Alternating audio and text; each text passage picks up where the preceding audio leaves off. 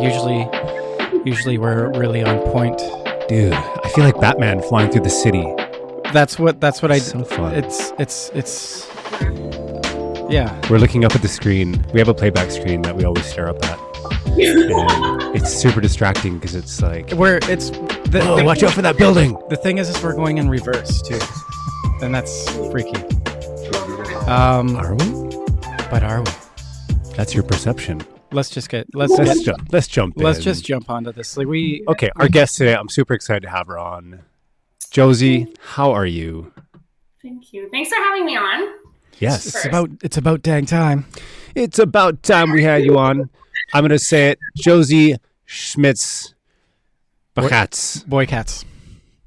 Close? 98% there, but I'll give you the points. Okay, so now we'll let you say the proper way, and then we'll leave it alone. Right. Obviously Josi and then Schmitz-Burchartz. There you go. Perfect. I will perfect it at some point. You will. How are you this lovely Friday? I am doing wonderful. Good. It's a bright, beautiful Friday. In Penticton, British Columbia. What's happening in Penticton these days? I love Penticton. On the lake. A lot of rain. Yeah. A lot of rain. A lot of clouds. It was -1 the other day. Ew. Oh wow. Gross. But it was like 2 degrees the other day here, so it did get cold. But rain. It's supposed to get nice by Thursday, so can't wait for the summertime. Soon. Super excited to have you on. I know you're crazy busy with your practice. SB Denture Clinic. Oh, am I spiking? No, keep going. SB Denture Clinic in Penticton, beautiful Penticton, British Columbia. New kid on the block? Yeah. Yeah. I'd say so, right? I remember I was making my calls up there 10 years ago, and there was a handful of denturists, and I don't think half of them are there anymore. I think it's you're kind of going to be taking over the market up there pretty soon, I bet. Oh no, there's a lot of people that have retired and stuff, but right. I think collectively we all make a really, really nice team, and everybody's super communicative with patients and stuff, so it works really, really well. That's great. Okay. Yeah. So is that what it's like up there? It's a small community, so you guys, you probably all know each other pretty well, and yes. Patients, bouncing back and forth. So tell us a little bit about the community. What's it like to be a denturist in Penticton? It is. I am so thankful. I always wanted to come back home again when I finished school and just be here, because there is a lot of, I think being in a smaller community, there's a lot of accessibility issues, especially around Penticton with smaller towns and stuff, and within I don't know, I'd say probably a 200 kilometer radius. And I think providing the culture in the clinic to be able to service the people not only in Penticton but on the outskirts of Penticton has been one of our goals being back, and one of my goals being back, because I've seen it all my life living here, and just being able to service everybody as much as you can to your best ability in a certain area has been a blessing. Yeah. And I know I say, I kind of joke saying you're the new kid on the block, but you come from a dental family, right? You have a dental background, great dental pedigree, I should say. I knew your dad years ago. I'm such a geek. I'm sorry, but we racing horses here. But your dad is a technician. Yes. And I remember meeting your dad, a number of years ago. And every time I went in to see him, and it wasn't often, I'd make my way through Penticton once every month or two, but I'd always make a point of stopping in to see your dad. And here's why. Because every time I stopped in, he would take the time to come and talk to me and educate the new guy on something to do with lab and how things are made. And I always remember that about your dad. He would take the time to say, okay, Tyler, do you know what this is? He'd show me an Emax crown. He'd say, do you know the difference between Emax and zirconia? Let me tell you the difference. And he'd take the time to educate me a little bit. So jumping off of that, was that sort of how, were you always kind of interested in getting into dental? How did that process start for you? I appreciate the question. I did my undergrad first, and then I continued on after that. In that time period, I always worked in my dad's lab, and I worked in the classroom, and I was driving for a while. So it was like a collective whole of many years of knowing that this is eventually what I wanted to do. But just, I was really young at the time when I graduated from high school. So I was 16. So I think everything happened so quick, and I knew exactly what I wanted, but it's been a wonderful process getting to where we are now. But yeah, in those years throughout university, I was always there, always in the classroom. So I've been lucky to be able to be like in his umbrella and in his presence, like learning, because he has had 40 years of experience with everything. So, and not only like interprofessional collaboration that he's been able to help me with and stuff, it's been really, really awesome. And he's still in the clinic with you too. Just so everyone knows. So we have one building, which Mark, you saw, which was amazing that you can buy. So it's one big building, and then there's the front entrances are separate from each other. And then the back is like one massive lab where we have, the crown and bridge section for his side, and then my side for the clinic, as well as the lab side that I also do. So it's one in the back, it's one collective whole, but in the front we have our two separate entrances and everything. So it works out really, really nicely. So there's lots of communication that can happen like on the drop of a hat. So, which is nice. For sure. Yeah. And I know your dad was, he was really kind of digitally astute as well. So with the sort of the current state of denture fabrication and the lab world, everything going so digitized, what's your take on that? What's your take on the digitization of dentures? It's a good question. I personally don't do anything digital. I am as it gets because I have really heavy appreciation for the hands-on.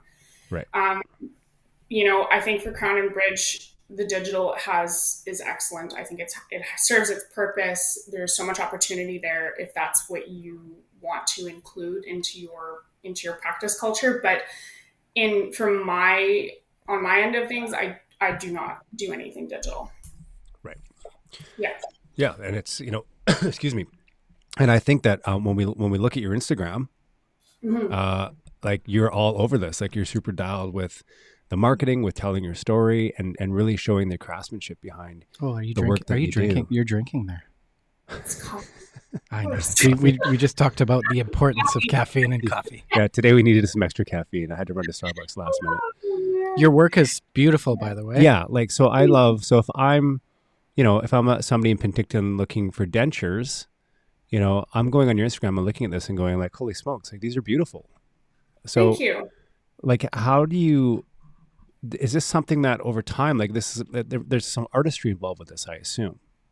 Mm-hmm. Yeah, definitely. So those cases, I have a pretty large realm of what I can offer patients and what we offer patients as a whole in the practice. And the part of the dentures, like the ones that you see there, those are all custom done. So I make everything by hand. The custom stains are done by hand.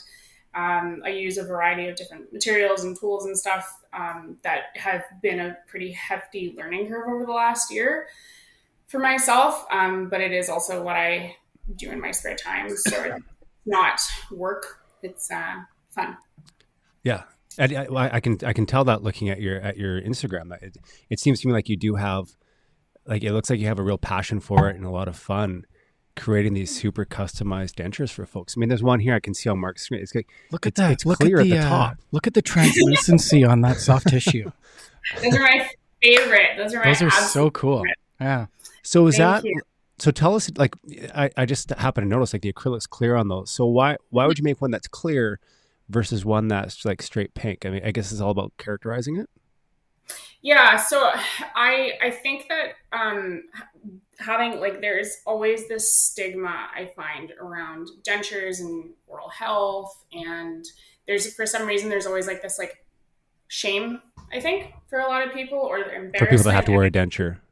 Yeah, and it doesn't need to be like that. Like, I think if everybody collectively is excited about it and knows that there's more opportunity in what they look like and how you can service your patients, putting in a clear palette there with a custom stain, when a patient like tilts their head back when they're spending time with their family and laughs or whatever, it's not like instant, like, oh, there's the end of the denture line. Right. It creates a little bit more of mystery there. And I think in turn, it gives patients way more confidence with their smile. You know, if they pull their lip up a little bit higher and they show some gum there, you know, they should have the confidence to know that they feel good about their dentures and not have this like stigma that is always gone with having a denture. And, you know, I have a lot of patients that I see where they're like, oh, I've been married for 40 years and my husband's never seen me without my teeth. And that's interesting. I know why it's such a hands-on process too. It's the artistry in it, isn't it? Yeah, totally. Like I have lots of patients where they come in and they've seen some of my work and they're like, I want a little bit more lip support. I want to show a little bit more teeth. I don't want to show more teeth. There's so much variance in designing it. It's not like Marc and Tyler up in Alberta there. He has an excellent way of talking about the creation of the denture. And same as like I did my practicum under Erica Colbank, and I have massive respect, and Stephanie Yates, I have massive respect for them, because it's not just, you don't just create a denture, like you're creating a body part. And I think there's like this portion of it that, you know, it like, oh, just put it together. Like it's not just putting it together. You're building a body part that not only has to look good, but it also has to function properly. Right. Yeah. And also not only for the short term, but for the long term. There's a massive portion of confidence and health and nutrition intake and like just living your life that the last thing you want to worry about is, oh, I don't want to smile too high because my gums are bright pink. Right. Or I feel like I have to cover my mouth when I'm smiling. Like it should be fed with confidence and excitement when you see patients, and have them like feel confident in you as their practitioner, lead them down the right path. So let's talk about this like patient experience, because you're taking partially odontulous to fully odontulous people and literally giving them a new smile. So let's talk about when that patient first comes to you to the end. Like, what are you seeing? And first of all, just their level of confidence from the beginning, and then how amazingly happy they are at the end. What's that process look like for you? Yeah, I appreciate that. I think, I mean, obviously there are a lot of different perspectives and a lot of different individuals that I see and that I have seen over the last year in my own practice. And it varies, I think. But the one thing that we focus on when we get new patients is number one is to create a long-term relationship with them, to keep constant taps on how you doing, how you feeling, can we do anything to help you? Like there is no like, okay, we finished the denture and then they leave and there's no continuation of a relationship there. The recall and the review that comes back from welcoming patients and making them feel at home and taking your time. Like I take my time with all of my patients. Super important. Yeah. You don't want anybody to feel rushed. No, and nor should they feel rushed. Like it's, you know, I don't want to go, and if I were to have plastic surgery done, the last thing I want is the surgeon to make me feel rushed and I'm having something done to my face that in turn is going to cost me money and time and investment, and you're investing into yourself. So these, you know, your patients should feel confident in you. And I think that's key, because when they come and see you and you guide them through the process, and in our practice, we schedule our patients for everything. So when a patient comes in, we don't, you know, say we have a complete upper denture with a partial lower and they need rests. When was the last time they've been to the dentist? Like, have you consented to the process? Have you talked to them about their whole process, what it's going to be like, what their expectations are? The realistic perspective of it, I think, is really important. Sure. Yeah. And all of their options, like giving people all their options and take the time, because I have a lot of people that come to me and they're like, oh, I had no idea. Right. A denture is just not a denture. Well, yeah. I think if somebody's got to the point where they're partially or fully edontulous, they don't have an idea.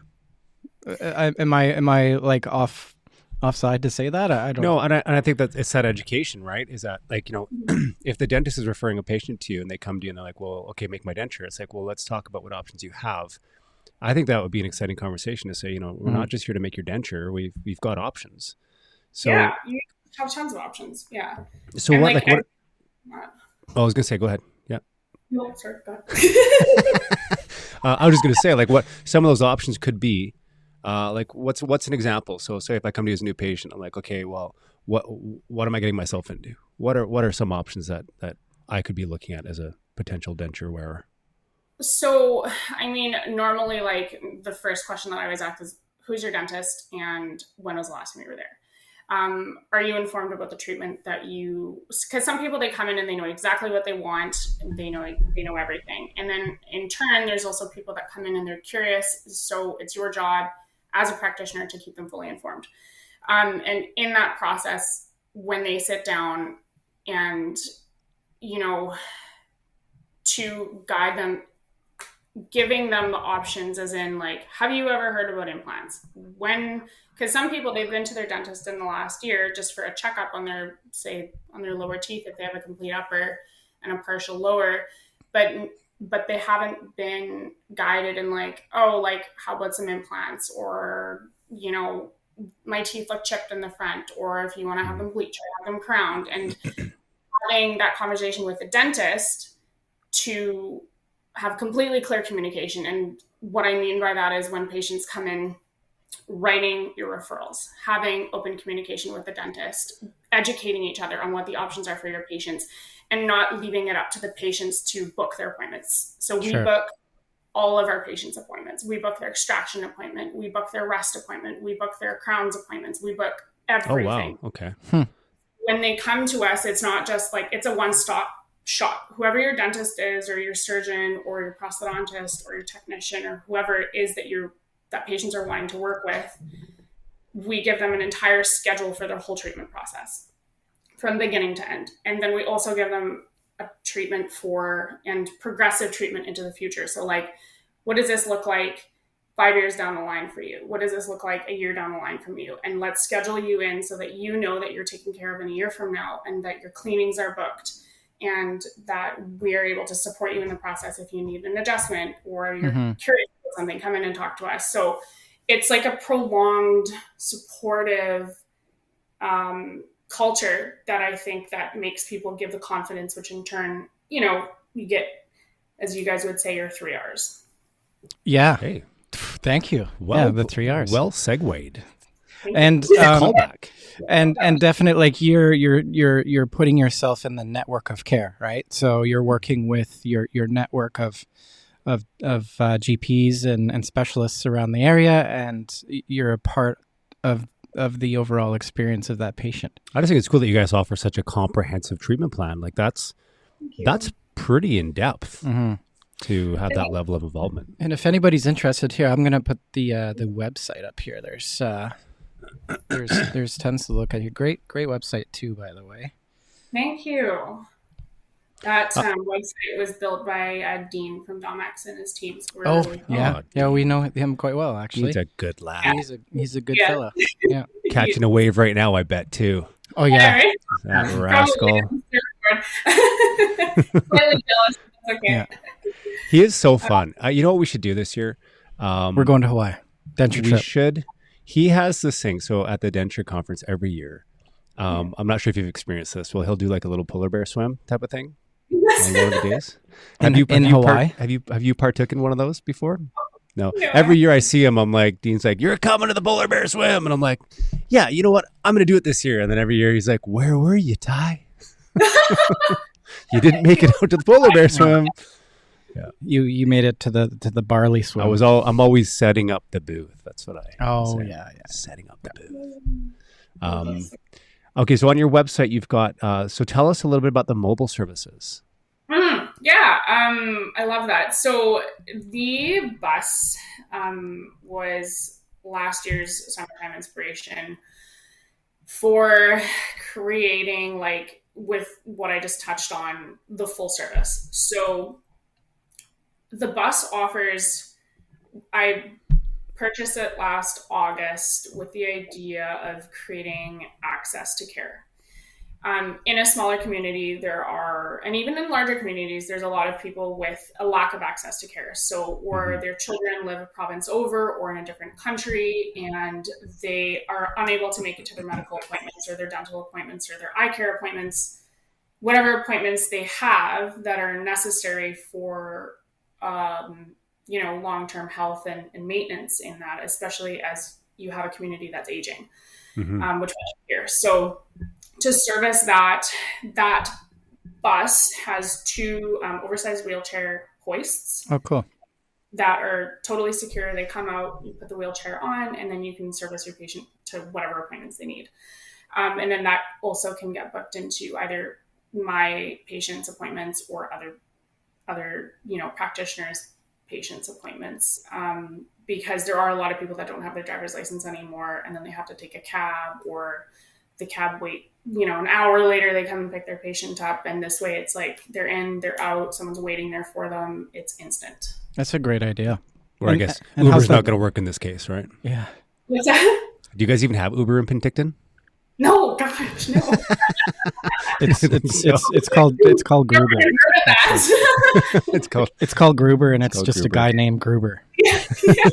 It's a guy named Doug. Yeah, Doug. He's great. This is brilliant. So being able to service surrounding communities with this as well. I mean, that's and I mean, let's face it, Penticton. Yeah, there is a very large aging community up there, and mobility. It has to be an issue. So kudos for you must be one of the first doing this, I would assume, up there. Yeah, I don't know of anybody else doing it. I think it's, if you're willing to incorporate it into your clinic, I think it's wonderful. Because I have a lot of patients, for example, if they need to go up to Kelowna for extractions and they live in Osoyoos or in Penticton or in Oliver, we will drive them to their extraction appointment. We'll wait there for them. They know that someone is waiting there with open arms, kindly going to drive them home. So cool. Right. So Josi, we do have a website called Dentist on Demand, which is dentistondemand.com. Oh, we do. However, I forgot about that. We do own the domain denturistondemand.com as well. Oh, let's talk. We should talk about that. We should talk about that. We should. Yeah. We own 50 domains. Let's buy this domain. Let's buy that domain. We have a lot, and they're all on demand. They're all on demand. Yeah. They're all on demand. Instant on demand. Yeah. We actually own a Josi on Demand. Good to know. Yeah. But we do. We have Denturist on Demand. We have Ortho on Demand. We've got so little sneak peek into our future plans. You're giving everybody our secrets. Well, no, that's fine. It's fine. Not a secret. It's no secret. Okay, so this is cool. So they arrange for pickup. So all they do is just call this number, and the van comes to get them. Mm-hmm. Yeah, and then we have a bus schedule. Oh. So they get booked into the bus schedule, and then we schedule the bus according to what works best for them. So if they need to be there early to their appointment, or they need to wait a little bit longer, we're super flexible with that. So yeah. Amazing. Very great. Cool. That's a great idea. Love it. In some of your photos of your dentures, I couldn't help but notice do you have that the little gold tooth that you make? Is that like a signature move? What is that? Signature move. I love these. These are so exciting for me. So, so this is kind of going back to the topic of denture culture. So, practice culture, denture culture, all conglomerated into one. The gold slivers that we've put into there. Right now I'm putting a pink diamond into someone's canine. Oh, wow. Cool.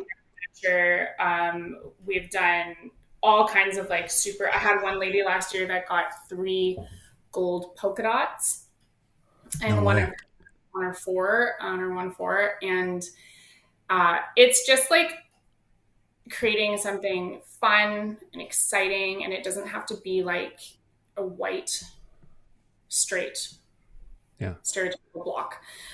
So it just breaks it up, makes it look a little bit more lifelike. And if people want, to add the gold or the polka dots or whatever else, their desire is totally. I love those cases. The customizations. And and going back to that, trying to not make a denture look like a denture, you could get as customized as you want, right? You could probably make the teeth, kind of crooked and a little bit of like maybe a snaggletooth in there. Yes. Oh yeah, totally. Yeah. And I love that. Like, I love it when people are like, hey, I want them to look like super real. I want to look fresh. I want them to look exciting and clean, but I want them to look real at the same time. And I've seen it with my own teeth where, I've had Invisalign and ortho. I've had lots of my own oral work done. So there's an aspect of that where coming back to like, it's still nature. And it should. Nature never has straight lines. That's like one of my dad's favorite sayings, and I love that. Right.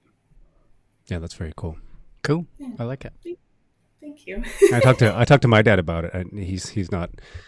He wouldn't be watching right now. But what do you mean? He's worn a denture, an upper denture for, I think, since he was like 18, because he got kicked in the mouth by a horse when he was quite young, growing up on a farm in Saskatchewan. So he's a veterinarian too. Kicked in the mouth, and he became a veterinarian.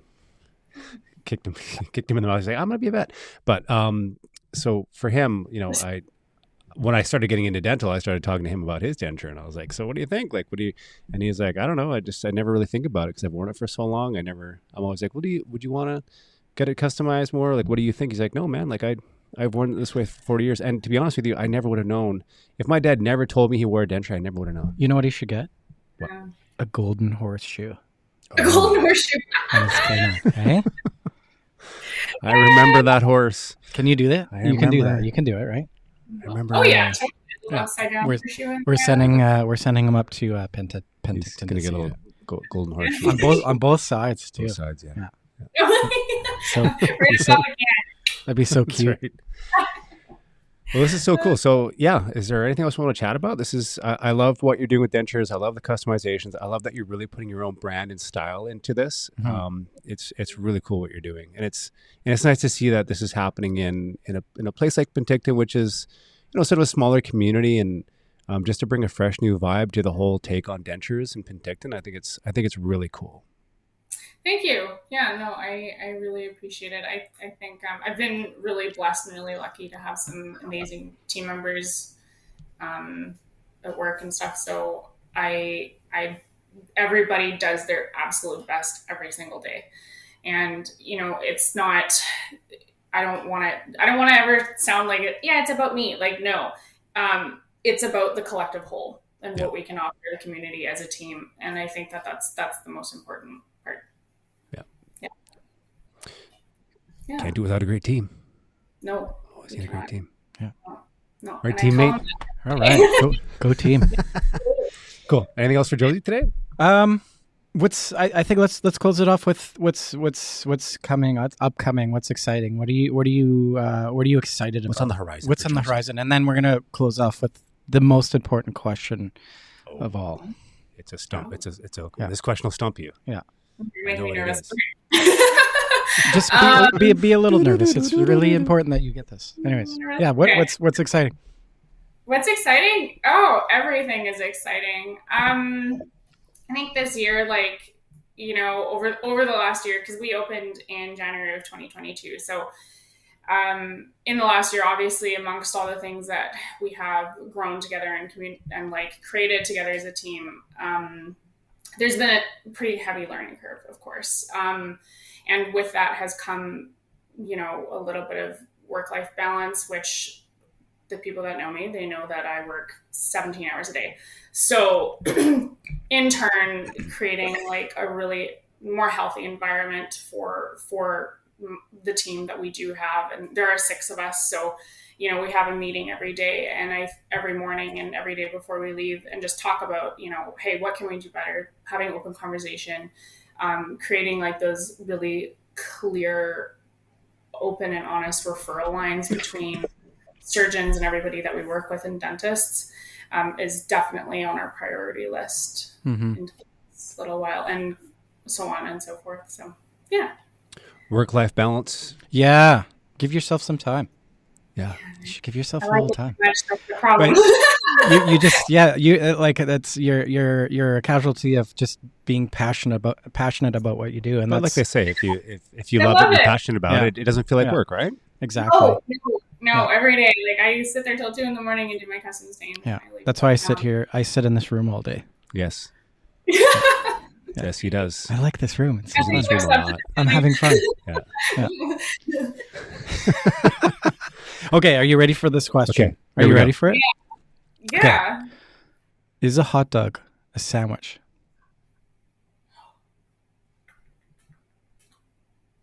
What if it was a wrap? Oh, jeez. Oh, I love that answer. That's good. she I like just it. threw a curveball at you. Yeah, that's good. I like Well it. played, Yeah, Josie. well played. Well played. You win. You win this round. We're going to have a better question next time. Next time too. I'll reciprocate. Awesome. It's a wrap. Then that's a wrap. And that's a wrap. And that's a wrap. Hey, we'll see you in a couple weeks. Thank you so much for Yes. having me on and everything. Yeah, thank you so much for your Great. time and thanks for coming on. Awesome. Thank you. Absolutely. Yeah, we'd like to have you back on again in the future, but in the meantime, we'll see you in a couple weeks. And so long for now. Keep up the great